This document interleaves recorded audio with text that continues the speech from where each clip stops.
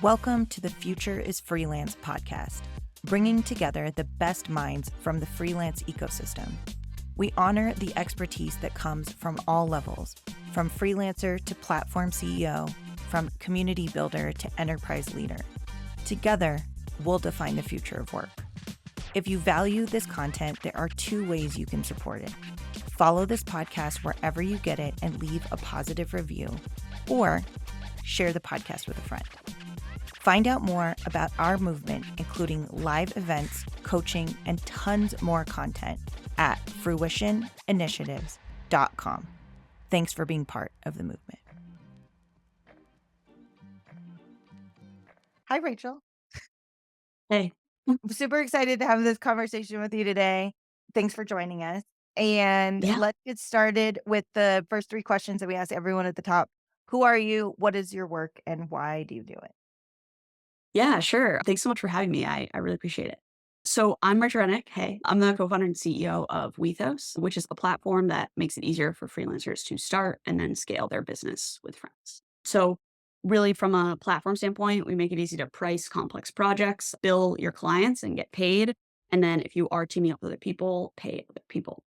I actually come from a background in advertising. So I used to be an art director and I used to work at a couple of big agencies in New York, shooting commercials and doing social digital campaigns for big brands like CoverGirl and Hershey's. And my co-founder at the time, Claire, was on the account side of that business. So she was seeing and doing a lot of the client management and also a lot of the budgeting. So she was seeing what the clients were paying the agency and then what the agency was paying us. And we actually left a couple of years ago to start our own freelance studio so that we could just have more freedom and be able to choose the projects that we're working on and also be able to charge fair rates. So from our standpoint, that business grew really fast. We ended up doing like 1.4 million in revenue in about 18 months. And that's when Claire and I found out how hard it is to scale a service-based business. And it's complicated and hard because in order to scale services, you need more people, and more people create more financial and operational complexities. It raises a bunch of new questions like, how much should we charge? Who should get what? How much money are we really making? You'd be shocked at how hard it is to figure out your profitability in this business. And so we ended up actually building our own internal platform that we adopted ourselves first. And then in 2020, we released that to the public with our first 100 users on the platform. Fast forward to today, we've got nearly 100,000 businesses using Wethos. And for us, like the reason why I get on the bed in the morning and what brings me here is really that when I look at the data in the market, in the US alone, half the US workforce is projected to be freelance by 2027. It's nearly 100 million people. The problem is that 95% of those people are currently not breaking six figures. And six figures does not mean what it used to mean. You really need to be able to be earning more in order to make these viable and lucrative careers. And so my whole goal with this is to make freelance a more viable and lucrative career by making it easier to start the business and also to scale up with other people, win bigger projects, take home bigger paychecks, and to help what is essentially the future of work become the next generation of entrepreneurs, because that's really what I believe they are. So that's what brings me here. That's why I do what I do. And I'm super excited to chat through some of this.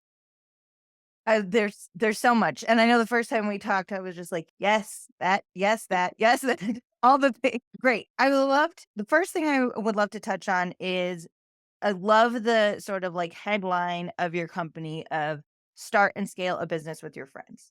So one of the things that I think about a lot in the way that freelancers structure their work, both for themselves and with each other, is that it gets us away from this hierarchical structure of work. And it's not even like a flat structure, actually. It's like a fluid structure where the person that led the project last week might be the person who's the subcontractor the week afterwards. And so I wonder if you could talk to us a little bit about, I think first, your journey, like growing your business that quickly and that way, and what some of the nuance was in the way like the people structure was that felt different than the way that it looked necessarily when you worked at an agency. For sure. Yeah, I love this question because we have a joke that most agencies are three freelancers under a trench coat. And that is definitely the case. The trench coat might say LLC on the back, but maybe sometimes it doesn't. And so really, like when we were scaling our own business, the reason why it grew so fast is because we were putting together these project-based teams for our clients out of our network of freelancers, our friends, essentially. I had a big network of other designers and copywriters and creative directors and people who really wanted to get involved and a lot of people who wanted to take on more projects with each other, not just solo. And so this idea of like collaborative freelance was always in the back of my brain. And the reason for that is because when you look at a traditional agency structure, in a traditional agency, you're going to hire likely full time employees and you're going to have a bunch of fixed costs for those full time employees, like salaries. And the issue with a service based business is that it can be very up and down, and it can be very hard to forecast client spending and to understand the ebbs and flows of money coming into the business. And so, because of that, starting a traditional agency is really hard. It's high risk. You end up with a lot of expenses with full time employees and not a ton of predictability around your clients. And so, if you lose one big client, for instance, you end up having to let go of like half of your staff. And that is just really a jarring way to have to run things. Now, moving towards the future, what we're seeing and exactly what you described is people forming these sort of elastic businesses or teams where they scale themselves up and down based on the projects that are coming across their desk. From a business standpoint, that is a way better and more effective way to run a service-based business because you stop incurring the fixed costs and instead you can actually start to price things out based on this one project. What are we going to charge the client? And then we're going to bring people into this. We're going to split up the budget that way. And then we know we're going to have X margin on this project. And so after the project is done, that team usually, quote, for lack of a better term, like collapses back into this shared network that everybody is essentially using to power their businesses. And then when the next project comes up, they usually will form another team with different people, other people. And so this is really like this kind of underground activity that's happening informally all over the place, including globally, because I'm now expanding globally with our partnership with Payoneer. We see the same activity, the same behavior in the Philippines, in India, all over the world, basically, where a bunch of contractors or freelancers are hiring other freelancers, and that's how they're scaling themselves up and down rather than starting traditional agencies. We want to coin a term for this. We call them virtual studios. Um, Hoping to make that a thing, spread the word. But it's really, to me, very much the future of this business. And I think that model is going to unlock just way more opportunities for people to be able to actually compete with some of these legacy agencies and win bigger projects. Yep. And I think it get like this decentralization also gets, like you're saying, the fluid nature of this, which is just the way business works and like all business works. But what we've always seen happen, but especially there's been some big instances of it over the last year or like at the end of 2023, where it's like huge tech companies that scale too fast. And then they're like, oh shit, now we have to fire 100,000 people because we actually didn't do the due diligence to think about how fast we were scaling. Which Totally. is like Yeah, in with this sort of decentralized model, it puts the it puts the control back in the individual's hand instead of relying on, again, it's this fluid nature where it's not even like necessarily about, well, it is about who's quote unquote the one with the contract and the one with the subcontractor. But it also puts the onus back on each other to be like, I find work, you find work, right? tot- We all find work. It's not like one person that's I find the work and I give it to everyone else. It just creates this more resilient structure all around. yeah, I totally agree. And honestly, when we talk to people, the number one source of leads for most freelancers is their network. And I think there's something in there too, because in this space for services businesses, the whole business is about people. Like you don't sell physical product, you sell something that people are making. So you literally need the people to do that. And from like my perspective, when I'm thinking about this and like the fluidity of it, the ability to bring each other different projects and be able to have your own client relationships, but then team up basically like under each other's brands is really fascinating to me. And what I see a lot is a lot of people rotate in and out of freelance versus full time. So that brand manager that might be your client could be a freelancer 6 months from now, and then they could go back in house somewhere another 6 months later. And so in reality, the clients and the freelancers, like there's a big gray area there too, because we're all like rotating in and out of these different companies and institutions. And so the bigger and better your network is, generally speaking, the more opportunities you have, the more leads, the more projects that people are coming to you with. And so that idea of taking and giving back to the community and inviting the people in and expanding your network while doing so can create this sort of like natural growth for a lot of these businesses, make new connections, meet new people, ultimately get more leads. Yeah, I love it. One of the things I wanna ask you about is this word scale. It's a word that I think we're all using it. We all get told that's, like, the thing to do, and the work that I do a lot with freelancers is it is about scale. So, like, you and I share a very similar mission in a lot of ways where I'm like, I want freelancers to make as much money as they want and need, and you are absolutely right, 6 figures does not go as far as it used to. So even saying I'm a six-figure freelancer is not does not carry the same weight, I think, as, Yeah. it used to, but a lot of times, I think we get freelancers come to this place where they are told that it is time to scale, where it's like you start picking up too much work and you're like, okay, now I can't like do all this work by myself. And so, what I'm supposed to do is to hire a team and stop doing and start Yeah. managing or strategizing or just doing the business development side of it. And while I think that can be 100% the right answer for lots of people, I've seen so many people get pigeonholed into this place where they're like, now all I do is manage people, and I actually hate Yeah. managing people. I And wanna go pitch. back and do the work that I love doing, which now all these other people are doing that I'm just managing the people. And so, Totally. I'm always thinking about what does it mean like, how do we jailbreak or unpack this word scale so that people can take it back and still own it and still use it to propel themselves forward, but decouple, I think, a lot of these connotations with it that is just the standard here's step one, step two, step three, step four, and then you scale. Yeah. Yeah, it's such a great point. And what I'm seeing in reality is that scaling is a lot more casual than it sounds. So what I mean by that is there's typically not a moment where somebody decides like, now I'm going to scale. To your point, it's usually like they're experiencing some growing pains, we call them. Like they're getting more project requests than they can handle. And there's a few things that you can do in that situation. For some people, scaling up and adding more complexity and more people and all that other stuff, like they're not interested in. And so a lot of those folks just end up not necessarily growing headcount, but just referring work out to their network.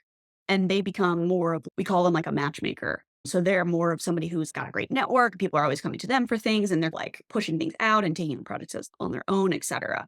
I first just want to say, if you don't want to scale, you don't have to. You can stay a one person shop. And there are things that you can do to systemize your one person shop that will help it scale more from like revenue standpoint versus a people standpoint. When it comes to people who actually do want to take on those opportunities, because that's really the thing that pains me. What pains me is watching people grow and then they have so many opportunities coming into them that they're actually turning down work because they don't have the capacity.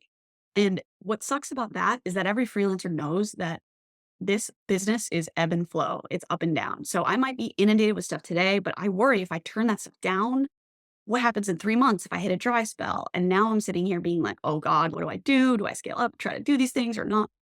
So it's a whole stressful situation. And what I see, generally speaking, is that people dip their toes into this as they're going along. So the first team project is always the scariest. It's usually the one that requires like a lot more handholding. You have to be like really diligent about the other people that you bring in, make sure that you trust them, make sure expectations are set really well. And honestly, the first project probably will be a little bit of a shit show, regardless of what you do. And then from there, depending on the experience that people have in that first, period, they start to do it more or they just stop completely because sometimes it can be too chaotic.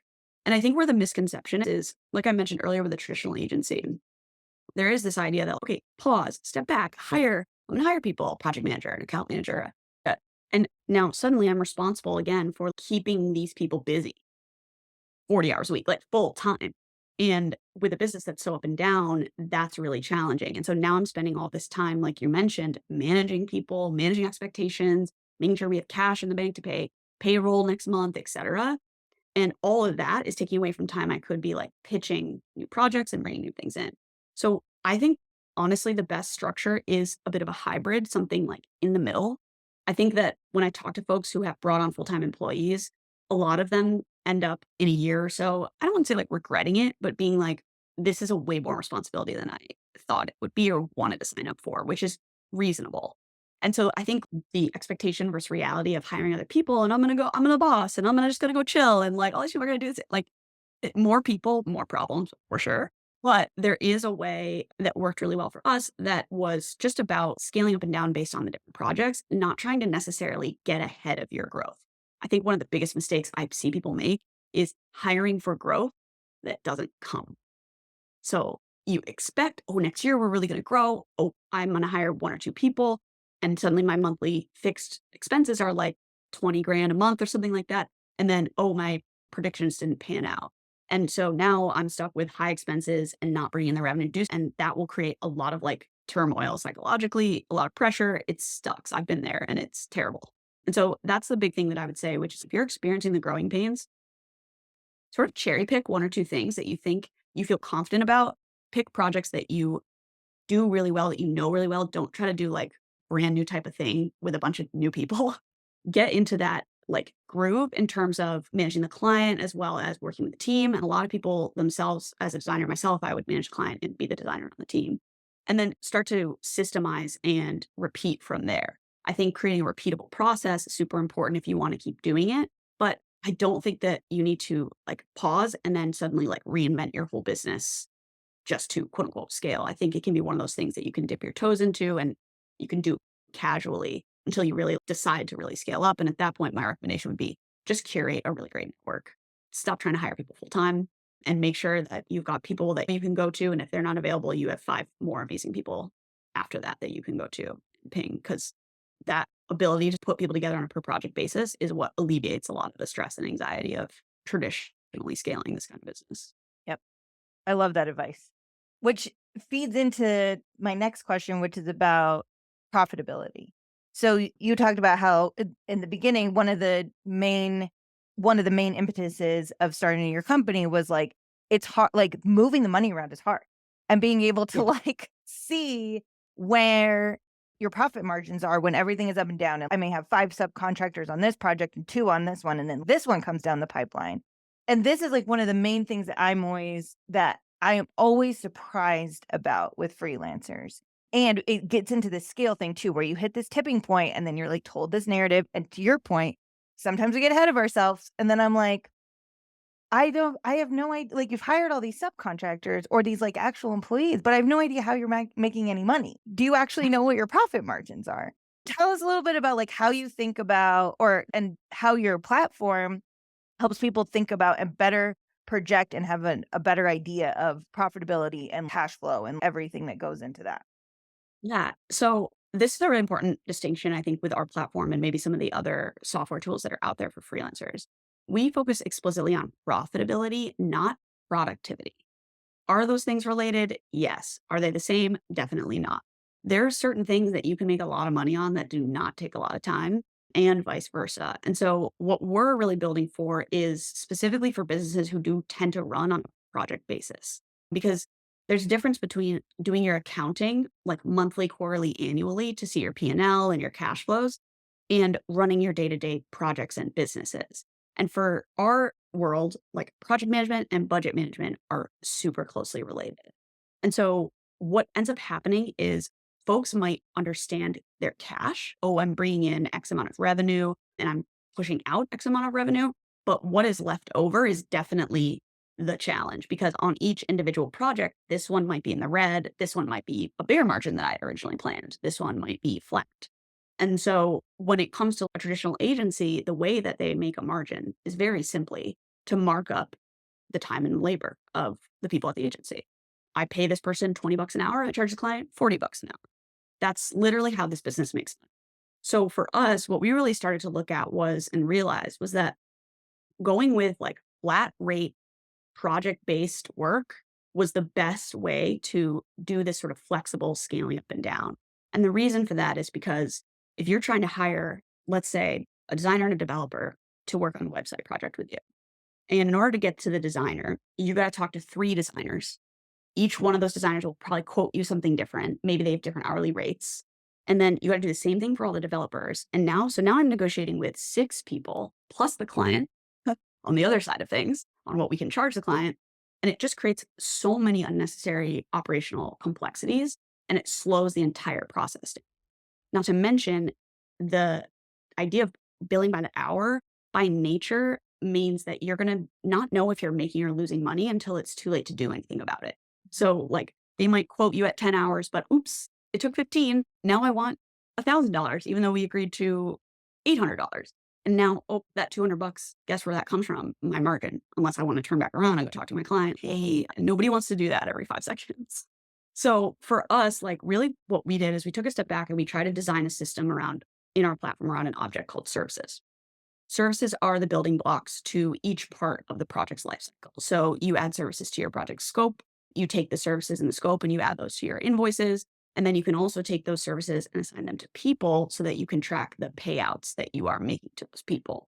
And you can add a simple markup on your project. I'm billing the client 10 grand. I mark up 20%, or sorry, mark up 20%, bill the client 12, and then pay out 10, and my margin is 2. And when you bring in hourly rates and all that other stuff into it, that equation gets way more complicated. And it's much harder to calculate when you don't have fixed costs and everything is a variable essentially. So it just adds all these complexities. So with that design, we're really able to track services through each stage of the project's life cycle. An individual service for a website project might be build wireframes. And so with each stage, we can give you a feedback loop on here's what you agreed to charge your client, here's what you've been invoicing your client. Hey, next time you do a website project, you might want to consider charging 2 grand more, for instance. And so we really tried to structure it around project by project profitability, because that's what most people do in their spreadsheets. And then all those projects roll up into your overall business metrics. Like how many projects have I won in revenue so far this year? How many invoices have been paid? We don't get into the deep nitty gritty stuff like QuickBooks does around external expenses outside of projects, frankly, because there aren't that many for this kind of business, or there shouldn't be. There's like pretty low overhead. And the core of your profitability is less about like the subscriptions that you are paying for to run your business and much more about how your projects actually pan. Yep. So that's really our area of focus. And with that, combined with a traditional sort of accounting tool, really what we're here to do is to help you manage that day to day of your business and where your money's at versus looking back on the quarter, on the year, et cetera, to report on your taxes, for instance. So many things there. We could do a whole episode. I'm like, So I'm I've been gonna doing try this and for 7 years. I'm like, I'm not even thinking about it way too I much. would try. It's. I personally I think about it, but I would try and not take us down a rabbit hole. But I agree 100% about the flat rate projects slash deliverables, like the pieces. And this is like a conversation I have over and over again with like lots of freelancers is the flat rate, the like transition from an hourly to a flat, because lots of people start hourly and then they end up transitioning, especially in this quote unquote scale turning Totally. point that people get to. But the thing about the flat, which your platform enables this to happen with the metrics that you're giving them too, is the flat rate also forces you to be really intentional about the scope. So if you're just like hourly, you're just like, I'll do whatever you want me to do. You're just going to pay me hourly. Then Yeah. the scope can like ebb and flow. It can expand and contract. It doesn't matter because you're getting paid for your time. But if Mhm. you have if you have a deliverable or like a scope based on deliverables and like Yeah. phases and action items that are going to happen, then it also forces you to be really intentional with your client when scope creep happens because you're like, hey, that's actually not what we said we were gonna do. That is not what I'm paying these people to do. That's not on the list of deliverables. And so it inherently forces us to be more intentional about the way we interact with our clients.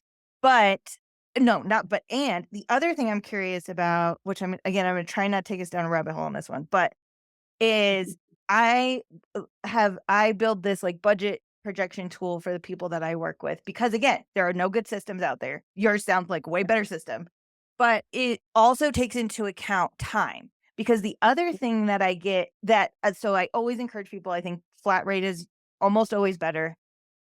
And we still have to keep an eye on our time because the thing that I do for in my spreadsheet, which is imperfect for people depending on how they or if they track their time, is like back to this profitability conversation. Sometimes it can look like you're making so much money on paper, and then you boil down the hourly rate, and you're like, oh no, like I am Yeah. making less than minimum wage, Yeah. because of like I have. So it's like the numbers can also sometimes be so deceiving. Um, Yeah.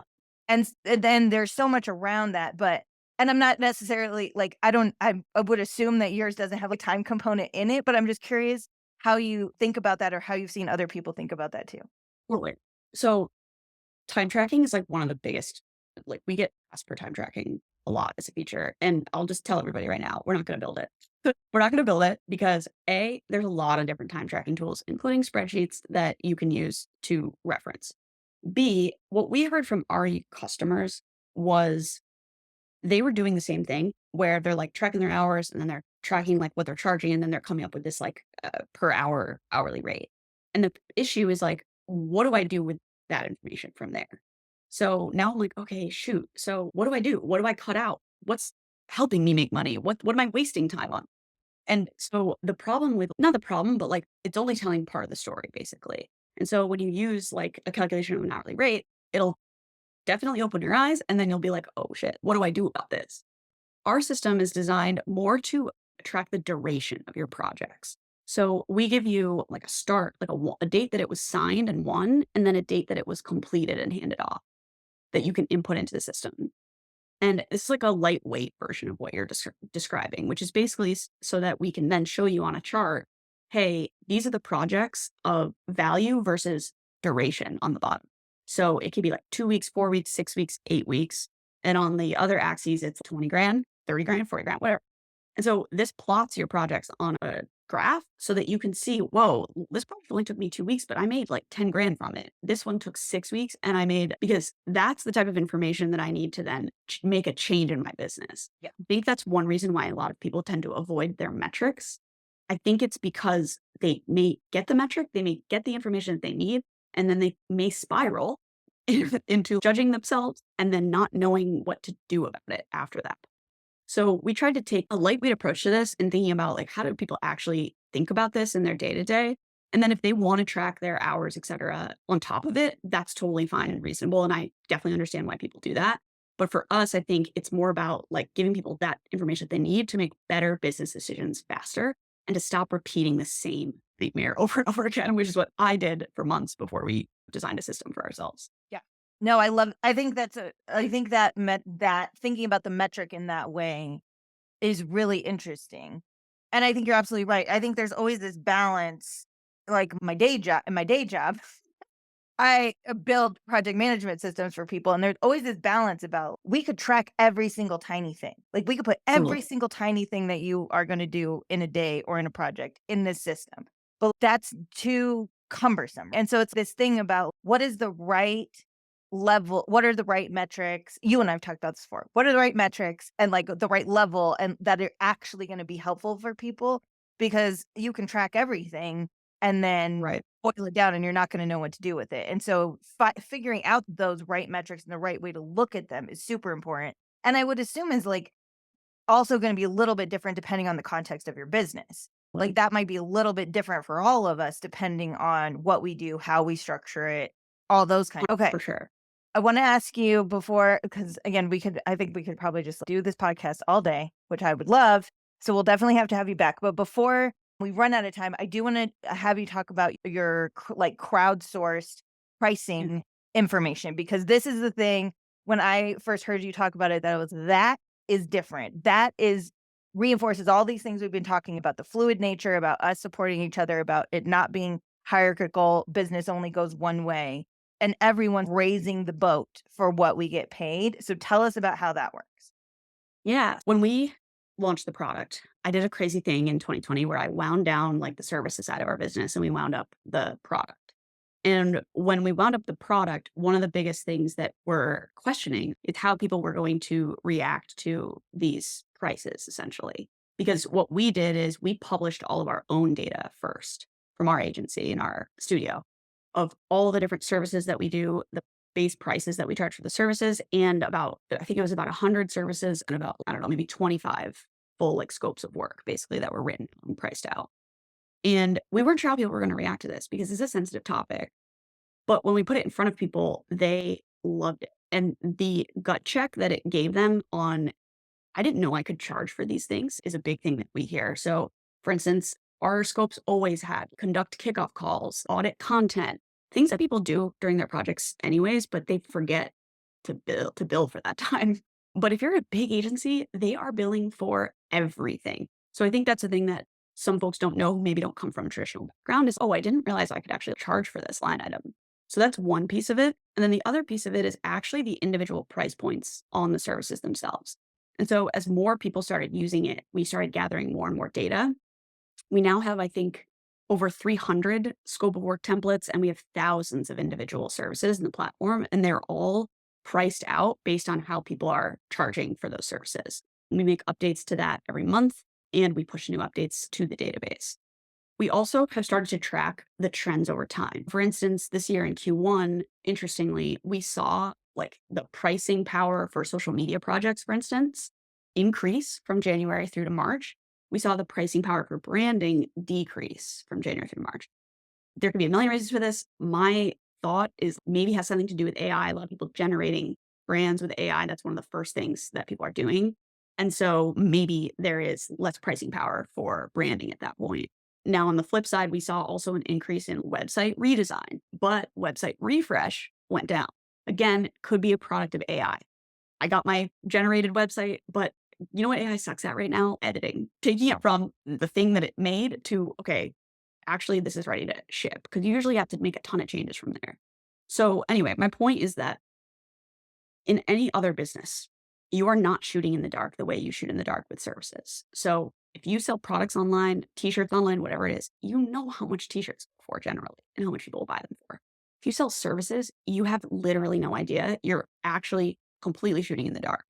And the challenge with that is that it ultimately puts all of us at a disadvantage and it puts us in a vulnerable position to be taken advantage of by clients who will say, if you won't do it for $5, I'll find somebody who will. And that's the race at the bottom that we're really trying to stop. By opening up the transparent pricing, it's all anonymized data, but it's all first party data that we've collected. By opening that up and giving people an idea of where people are benchmarking the prices, that can at least help inform you of where you're at and what you're charging compared to that market standard benchmark. And having that information is incredibly powerful. We've seen people landing their first 5-figure contracts because of our tools. We've had people tell us that their revenue has like 10x because we fixed problems they didn't even know they needed to fix. And it's just because of the system and the structure that we've put in place around the pricing data, as well as just taking this approach to community powered data. For all of time, all of these platforms have been collecting all of our data endlessly, but they don't ever give it back to us Mhm. in any kind of useful way. It's like collecting your data so I can sell you more stuff.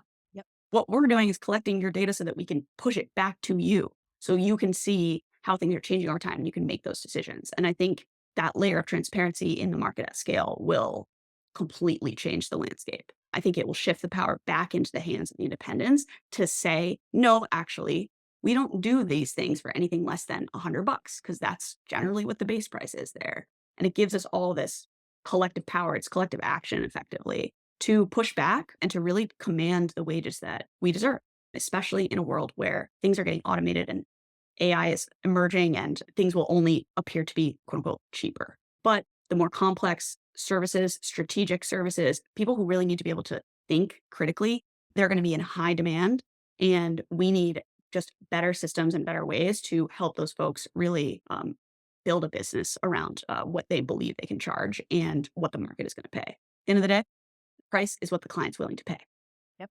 That's it. There's no weird, oh, depends on where you are, depends on this, depends on that. Sure, yeah, but if I'm in Nashville and my client's in New York, I'm charging New York prices. I'm not charging Nashville prices. Ultimately, we had to take the price tag off the people, put the price tag on the work, and that really opens the entire thing up for everybody to be able to understand where pricing falls across all of these different types of things, rather than comparing yourself and your hourly rate to someone else Yep. and their hourly rate. Could do like just a whole, not even just an episode, just like a whole day talk this alone. But yes, there's so much. I think just the transparency alone and what you said is something that I've said so many times too, where it's just like this black box that we operate within, the only thing it does is reinforces unequal power structures around money and compensation and all these things. Like if we coming from like a 9 to 5 world, which there's two sides of that. The one where you talked about not knowing actually what you should be charging for. And Yeah. there's the other piece where it's like in the 9 to 5 world, no one talks about what they make. Wage Right. transparency is like completely taboo. That's starting to shift.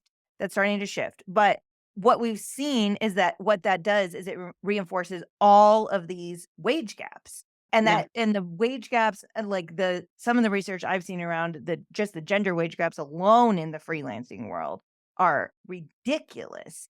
Yeah. And this kind of, like you said, crowdsourced data that is given back into the hands of the people whose data it is gives us all the power to know. This is always like the best thing I get to do, just like on a one-on-one level where I'm like, you should like, not even me saying it, like in a group, it's, oh, I charged like 25% more for that thing than you did, or I billed for my discovery process, or like all those things. And they're like, oh, I had no idea that this is Yeah. what, like, Yeah.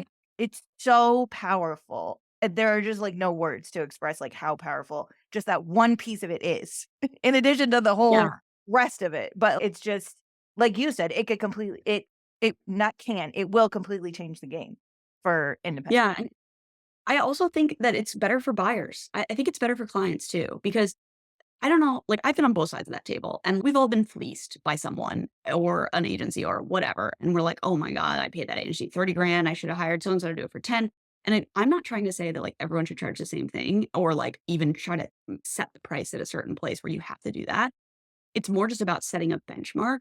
And from a buyer side, again, in no other industry do I spend all of this time. If I'm going to buy a house, I don't spend all this time falling in love with the house just to find out later that, oh, it's way out of my budget. Yep. Shoot.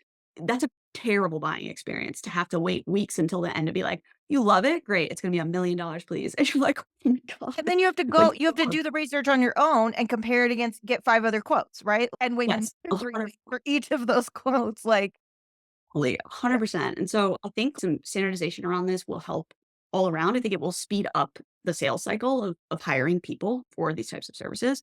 And then, yeah, to your point about the wage data, because freelance is tied so closely to employment, there's the same stigma that we have in full-time work. And we all know now that like when we share salaries with each other, it helps it rising tides like lift all boats basically. And it's very enlightening. And so from a freelance standpoint, really like I want to get people to shift away from this mindset of like employee to maybe someday an employer. And in doing so, I think understanding what we're able to charge and command for different types of services and where those like benchmarks are in the market is one of the most like challenging things about building a business like this. So I think it is good for I think transparency generally is good for everyone. And we've seen this in other industries like stock market with Robinhood. You used to have to be a trader to know what stocks were trading at and make a call to people and have a broker to be able to do that. And now you can see the price of stock go up and down and buy it instantly on Robinhood, and it just changes everything. It really opens up access. So that's really my goal with it. Just give people more access to that information to help them make those decisions a little bit better. Rachel, you are doing the work in the world. It's like I told you the first time that we talked, to just I talked to a lot of people with platforms, and all of there's none that where I'm like, "This is terrible," but there's some really unique features about yours that just reinforce this, like, more social mission around what your platform is trying to do, and allow, like you said, it's not just about allowing freelancers to build better businesses, it's about changing the future of work, changing the way people are able to generate income for themselves and share that income with each other. It's big stuff, and Yeah, I'm that's incredibly grateful that you were here to talk to us about it. yeah, I appreciate you having me, and that's what really gets me really excited, honestly, is like watching people create jobs for their communities is amazing. And that's basically what we're all doing. We're all just creating jobs for each other when we win these projects and we bring other people on. So I think that's the future. I think the future of freelance is way more collaborative than it is competitive. And I really think that virtual studios that are rising up are going to be like the mainstream thing within the next 2 to 5 years. I've been at this since 2016, just waiting for this activity to really come above ground, and I feel like we're really there now, and it's just happening all over the place, and I would love to be the one that helps to facilitate it. I love it. I love it. Thank you so much for talking with us, and tell us about where we can find out more about you and your platform. Yeah, so if you wanna check out the platform, sign up for it, you can go to just wethos.co, wethos.co, and if you wanna email me and you wanna ask any questions or you have any thoughts or feedback or wanna chat, I would love to hear from you. I'm just Rachel@wethos.co. Hit me up. I love to chat with people. Great. Thanks so much, Rachel. Awesome. Thank you. Thanks for listening. If you value this content, please follow this podcast wherever you get it and leave us a positive review. You can also share the podcast with a friend. Find out more about everything that we do, including live events, coaching, and a lot more content at fruitioninitiatives.com.